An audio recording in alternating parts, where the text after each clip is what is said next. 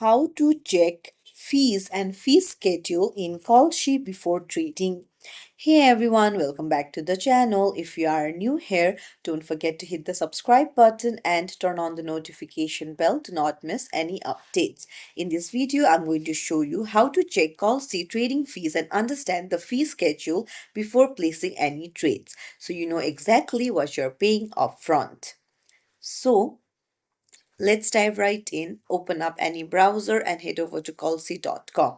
Before you trade on Kalshi, it's important to understand that fees are not hidden inside the contract price.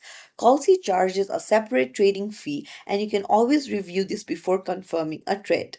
So, to check the official fee schedule, start by scrolling to the bottom of the Kalshi website. So, there you'll see fee schedule option. Tap on it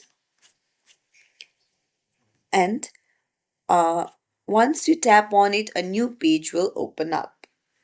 So this page explains how Kalshi calculates fees, including how they differ depending on whether you're buying or selling contracts. So you can see standard fees and non-standard fees. So it shows you the estimated fees directly in the order panel as well.